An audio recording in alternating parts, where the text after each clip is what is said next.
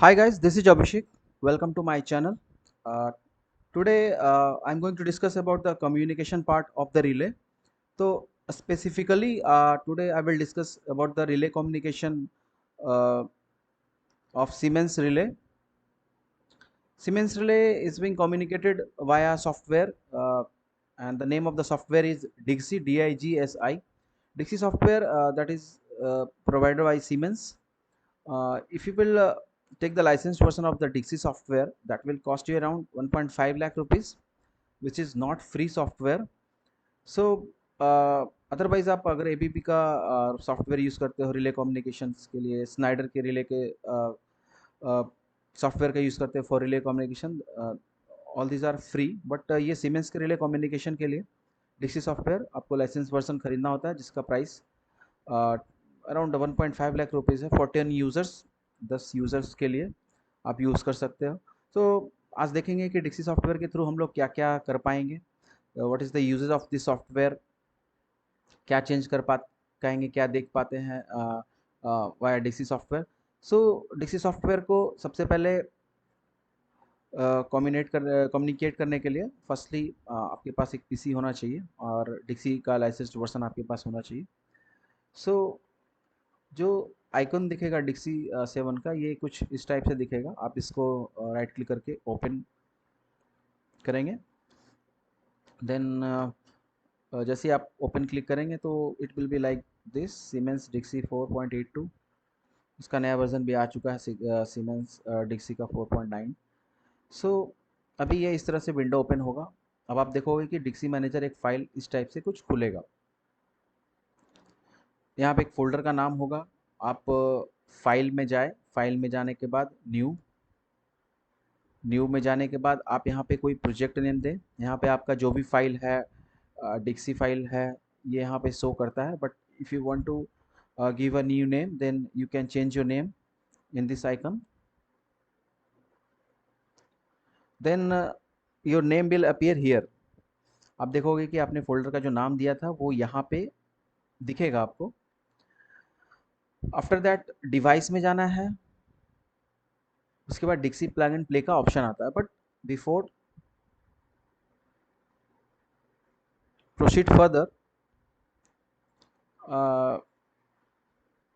आपने देखा डिक्सी plug and play आएगा, फिर आपको एक डिवाइसेस का नाम आएगा। जितने भी नए सीमेंस के डिवाइसेस अभी सिप्रोटेक 4 के अंदर में ही आता है। तो you will see here option, you have to select the option SIPROTEC 4।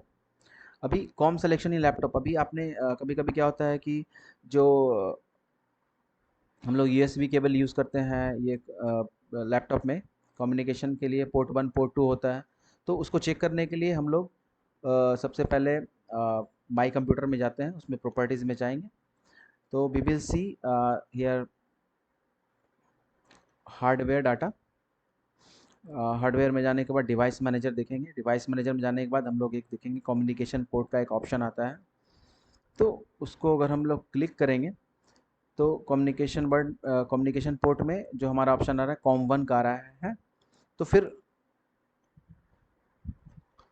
तो हमने जो फर्स्ट पार्ट खोला था जहाँ पे हम लोग स्टॉप किया था, SIPROTEC plug and play. Plug and play जैसे ही हम लोग क्लिक करेंगे तो यहाँ पे ये डायरेक्ट और यूएसबी का ऑप्शन आता है, जहाँ पे पीसी इंटरफेस में मुझे कॉम 1 का ऑप्शन सेलेक्ट करना पड़ता है। कॉम 1 सेलेक्ट करने के बाद आप फर्दर आप ओके क्लिक करोगे। You will see here connecting to the device. It will be like this, connecting. If you will get any error, then you will get here your device will not be connected. But if your device is successfully connected, then it will be like this, like initializing CFC charts and all these settings, and it will upload here. So final, after successful communication uh, of relay with your laptop, it will be like this. You will see here functions like setting function, annunciation function, measurement function, oscillographic records. So one by one हम लोग देखेंगे कि क्या function कर सकते हैं। हमारा अब रिले और हमारा पीसी एक दूसरे से कनेक्ट हो चुका है। तो अब रिले में क्या सेटिंग्स है, उसमें क्या अलार्म्स और ट्रिप्स आए हैं, क्या क्या सेटिंग्स पैरामीटर्स हैं, कब कौन से फॉल्ट आए थे, उसका ऑसिलोग्राफिक रिकॉर्ड्स हम लोग देख पाएंगे। तो अगर हम लोग सेटिंग मेनू क्लिक क्लिक करते हैं सेटिंग मेनू, तो सेटिंग मेनू के अंदर बहुत सारे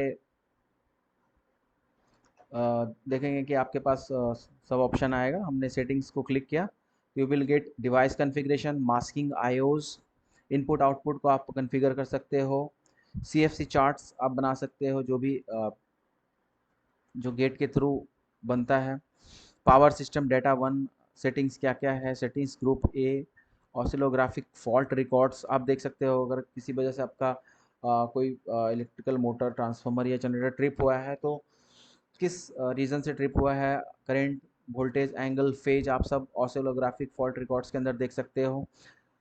general device settings, time synchronisation का ऑप्शन आता है। टाइम सिंक्रोनाइजेशन ये आपको बताएगा जीपीएस के साथ रिले का कम्युनिकेशन सिंक्रोनाइज करता है, जो कि आपको फॉल्ट फाइंडिंग में बहुत ही हेल्पफुल होता है।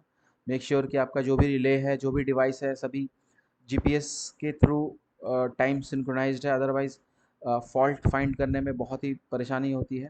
अगर कास्केड ट्रिपिंग हुई है, सपोज जनरेटर ट्रिप हुआ, जनरेटर के बाद ट्रांसफार्मर ट्रिप हुआ, ट्रांसफार्मर के बाद का बस लाइन ट्रिप हुआ, तो कौन सा लाइन पहले ट्रिप हुआ, कौन सा, या जनरेटर ट्रिप हुआ, ट्रांसफार्मर ट्रिप हुआ, किसकी वजह से फॉल्ट आया।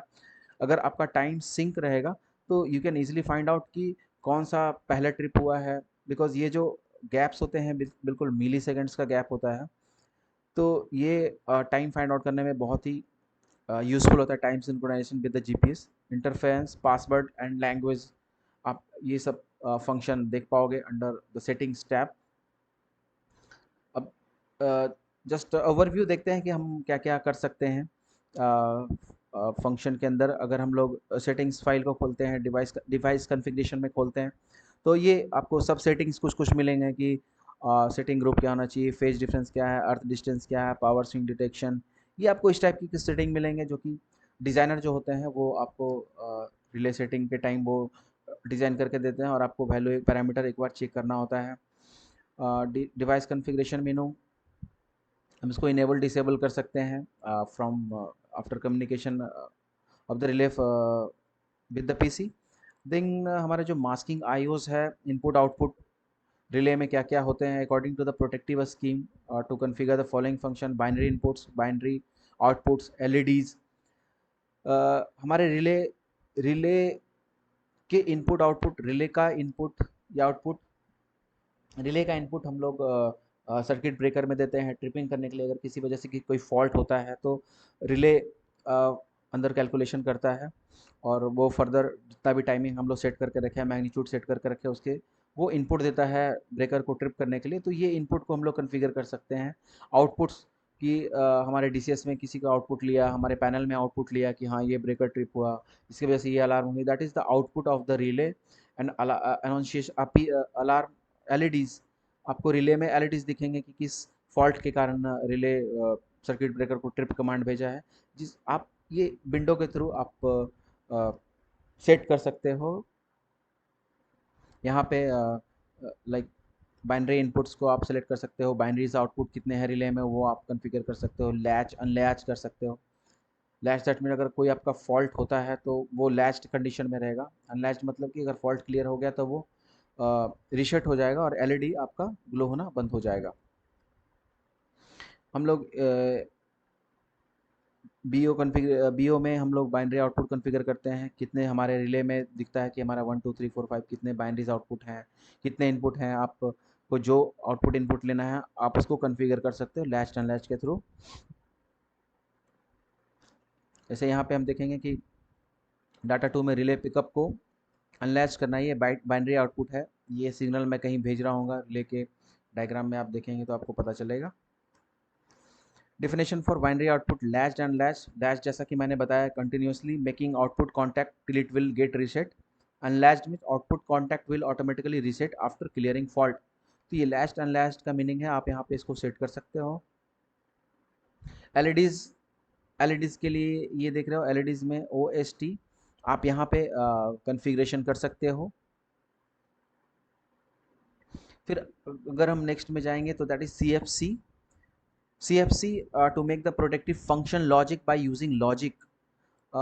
जितने भी हमारा प्रोटेक्शन है, आप देखोगे एंड गेट और गेट से मिल के लॉजिक फंक्शन बनाते हैं रिले को फर्दर कमांड ब्रेकर को देने के लिए कि हाँ आप इस लॉजिक को फॉलो करें, फर्दर आप ये कमांड दोगे। तो ये CFC मेनू के अंदर में हम लोग लॉजिक फंक्शन लॉजिक हम लोग बना सकते हैं। अभी हम लोग अगर पावर सिस्टम डेटा 1 देखेंगे तो पावर सिस्टम डेटा में हम लोग क्या क्या इनपुट करते हैं। पावर सिस्टम में डेटा 1 में रिले को मुझे बताना पड़ता है कि हाँ भाई हमारा ये CT रेशियो है, PT रेशियो है, ट्रांसफार्मर के जितने भी डिटेल्स होते हैं, HV साइड का, LV साइड का, करंट का, रिएक्टेंस का, सभी का डिटेल हम लोग ट्रांसफार्मर डिटेल्स में डालते हैं। फेज सीक्वेंस क्या है, ABC या BC, CBA, टेम्परेचर का यूनिट्स क्या है, ये सभी हमारा पावर सिस्टम डेटा 1 के अंदर में हम लोग को ये जो डिज़ाइन डिटेल है इसको डालना पड़ता है। तो ये अगर पावर सिस्टम डेटा 1 खोलेंगे तो कुछ आपको इस तरफ से विंडो दिखेंगे जहाँ पे आप स्टार पॉइंट कहाँ है, टुवर्ड्स लाइन है, ये आप वैल्यू पुट कर सकते हैं। 400 की भी है, रेटेड सेकेंडरी कितने हैं, आपका CT रेशियो क्या है, तो मैचिंग रेशियो क्या है, ये सब सारे सेटिंग्स खुलते हैं। तो आप one by one power system breakers access करके आप as per the settings file आप डाल सकते हो। अभी सेटिंग ग्रुप्स ए, अभी सेटिंग हमारा जो भी रिले है सभी रिले अलग अलग है। जैसे से जनरेटर प्रोटेक्शन के लिए हमारा जो रिले है सिप्रोटेक का 7UM है, ट्रांसफार्मर प्रोटेक्शन के लिए 7UT है, लाइन प्रोटेक्शन के लिए 7S है। ये इस टाइप से रिले का नोमेनक्लेचर है। तो आप सपोज आप डिस्टेंस प्रोटेक्शन के लिए रिले कर रहे हैं तो कोई भी रिले होगा 7SA ये सीरीज का रिले होगा, तो उसमें आप distance protection related, zone protection related, backup over current, ये प्रोटेक्शन रिलेटेड जितने भी सेटिंग्स है, सपोज हमने डिस्टेंस प्रोटेक्शन सेट करना है तो हमने जोन 1, जोन 2, जोन 3, जोन 4, उसका टाइमिंग, ये सब सारे सेटिंग्स सेटिंग ग्रुप्स ए के अंदर में आता है।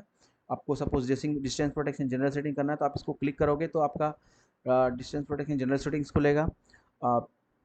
Backup over current measurement supervision, ये आप वन बाय वन ओपन करके आप इसके अंदर जो भी सेटिंग्स फाइल है इसको देख सकते हो या फिर चेंजेस कर सकते हो। ऑसिलोग्राफिक रिकॉर्ड्स, जैसे कि मैंने बताया कि to configure that fault recorded in desired graphic form by giving suitable settings in post fault duration, pre fault duration और ट्रिगर टाइम ड्यूरेशन। आप नॉर्मली ऑसिलोग्राफिक रिकॉर्ड्स में आप इजीली देख सकते हो कि हमारा पोस्ट फॉल्ट ड्यूरेशन के टाइम R/B का जो वेव था वो कैसा था, प्री फॉल्ट कंडीशन में कैसा था, अब ट्रिगर टाइम कितने टाइम में हमारा फॉल्ट ट्रिगर हुआ, ये सब आप बिल्कुल इजीली देख सकते हो। कोई भी फॉल्ट्स को आप प्रॉपरली एनालाइज कर पाओगे ऑसिलोग्राफिक रिकॉर्ड से। तो ये आप ऑसिलोग्राफिक रिकॉर्ड्स, फॉल्ट रिकॉर्ड्स करोगे अगर आपके रिले ट्रिप हुआ है, किस वजह से ट्रिप हुआ है, तो ये विद इन ऑसिलोग्राफिक फॉल्ट रिकॉर्ड्स के अंदर जाके आप देख सकते हो। जिसमें कुछ कुछ सेटिंग्स आते हैं कि मैक्सिमम वेवलेंथ आपको कितना चाहिए, 2 सेकंड का चाहिए, 0.25 कैप्चर्ड वेवलेंथ, ये सारे इवेंट्स है कि आप वेवलेंथ ऑसिलोग्राफ में क्या क्या आप सेटिंग करना चाहते हो। मैं अलग से एक ऑसिलोग्राफिक फॉल्ट रिकॉर्ड्स का मैं दिखाऊंगा आपको करके अपने लैपटॉप में। देन जनरल डिवाइस सेटिंग्स में अंदर to select LCD LED display for pickup और trip on after simulating fault, ये सिमुलेशन के टाइम हम लोग यूज़ करते हैं। जिसका आप अगर खोलेंगे तो कुछ इस टाइप से आपको दिखेगा वो window. CFC application, CFC chart कैसे बनाते हैं that we will see in next videos. But CFC के अंदर आप जस्ट आप देख सकते हो कि क्या है, कंटिन्यूअस फंक्शन चार्ट है, किस तरह से आप एंड गेट और गेट ये सब लगा के आप कोई भी फंक्शन को यूज़ कर सकते हो। तो ये था just overview of Siemens DIGSI relay, जहाँ पे आप कम्युनिकेट कर सकते हो, रिले का सेटिंग्स फाइल्स देख सकते हो, अलार्म ट्रिप अनाउंसिएशन का टाइमिंग देख सकते हो, पूरे हिस्ट्री आती है, आप उसको डाउनलोड कर सकते हो, फर्दर एनालिसिस कर सकते हो। तो ये था सारा डिक्सी का ओवरव्यू। और CFC एप्लीकेशन के बारे में किसी नेक्स्ट वीडियो में बताऊंगा इफ़ आई विल फाइंड कि अगर रियली में आप लोग का रिक्वायरमेंट है CFC एप्लीकेशन का, तो sure I will make a video on this. Till then watch my video and enjoy. Thank you very much for watching my video. Thank you very much.